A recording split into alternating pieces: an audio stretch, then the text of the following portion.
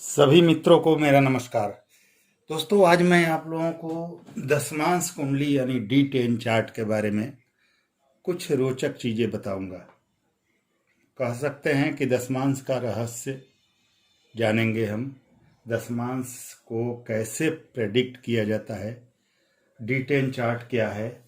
और दोस्तों, D10 chart का बहुत बड़ा महत्व है। आपका कैरियर किस दिशा में होगा, कैरियर किस क्षेत्र में होगा, कहाँ आप सफलता पाएंगे, जीवन में सफल हो पाएंगे या नहीं, ये सभी चीज़ें दशमांश कुंडली ही बता सकती है।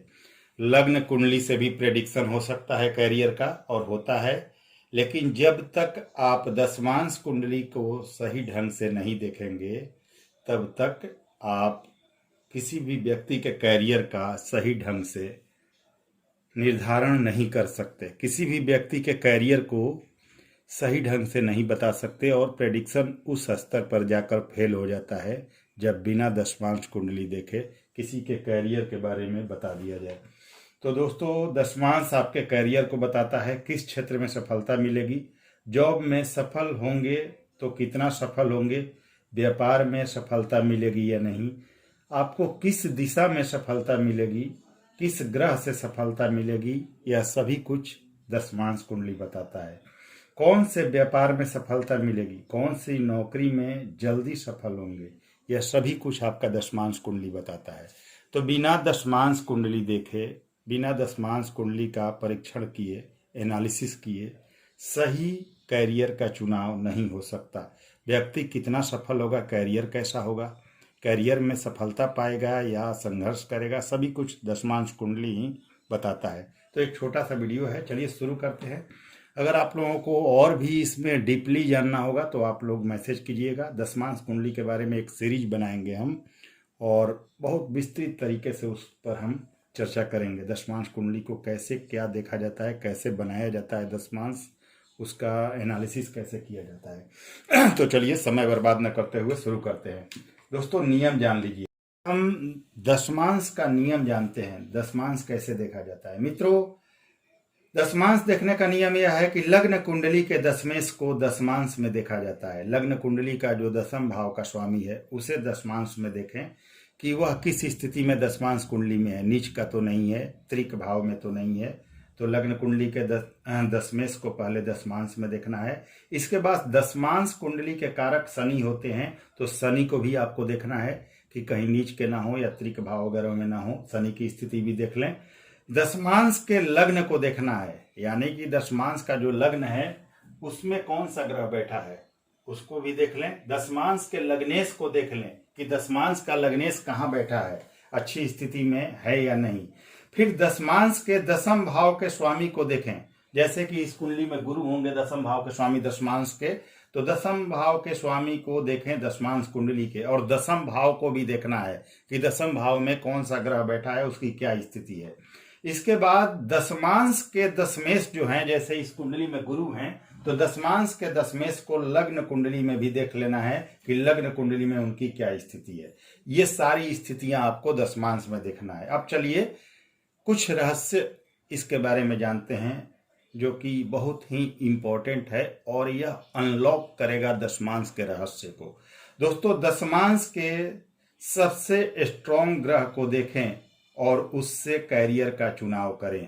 ध्यान दीजिए, दशमांश के सबसे स्ट्रॉन्ग ग्रह दशमांश कुंडली में कौन से हैं, उससे कैरियर का चुनाव करना है। जब भी कैरियर का चुनाव करना है और जिस ग्रह से संबंधित कैरियर का चुनाव करना है, उसके बारे में यह देख लें कि जिस ग्रह से जॉब या व्यापार आप चुन रहे हैं वह लग्न तथा दशमांश कुंडली दोनों में कैसी स्थिति में है। तो जिस ग्रह से कैरियर का चुनाव कर रहे हैं उसे लग्न और दशमांश दोनों जगहों पर देखें, और उसकी स्थिति अच्छी हो तभी उस ग्रह से संबंधित आप कैरियर का चुनाव कर सकते हैं। खास करके दशमांश में उसकी स्थिति बहुत अच्छी होनी चाहिए। लग्न कुंडली में साधारण भी हो तो चलेगा, परंतु दशमांश कुंडली में अच्छी स्थिति में होना चाहिए, तभी उस ग्रह से संबंधित कैरियर का चुनाव कर सकते हैं। तो यह चीजें दशमांश के रहस्य हैं जिन्हें आपको अनलॉक करने आना चाहिए, तभी आप एक सही कैरियर का चुनाव कर पाएंगे, सही क्षेत्र को चुन पाएंगे। अब चलिए दोस्तों, हम दशमांश के रहस्य को समझते हैं। मान लेते हैं कि यह दशमांश कुंडली मीन लग्न की है, 12 नंबर लग्न से स्टार्ट है। तो मीन लग्न की कुंडली दशमांश कुंडली बनी और इसमें मंगल द्वितीय भाव में, यानी कि मीन लग्न की बनेगी तो द्वितीय भाव में यह 1 नंबर राशि आएगा, मेष राशि आएगा। तो मान लेते हैं मीन लग्न की कुंडली में द्वितीय भाव में स्व राशि के मंगल बैठे हुए हैं यहीं पर, और कोई पूछता है कि क्या मैं गैस एजेंसी का काम कर सकता हूं, तो दोस्तों गैस एजेंसी क्या है आप पहले उसे समझें। ज्वलनशील पदार्थ है, अग्नि का कारक है, जो मंगल से संबंधित है। तो आप बोल सकते हैं कि आपके दशमांश में मंगल अत्यंत श्रेष्ठ अवस्था में अपनी राशि में है और अग्नि तत्व राशि में है, इसलिए आप गैस एजेंसी का कार्य करेंगे तो आपको बहुत ज्यादा लाभ होगा। अब आप किस दिशा में करें यह भी आप जान सकते हैं कि किस दिशा में आप करें तो सफलता मिलेगी। तो मंगल की दिशा दक्षिण होती है, अतः आप दक्षिण दिशा में जाकर व्यापार करें और मंगल से संबंधित कार्य करें तो बहुत ज्यादा लाभ होगा।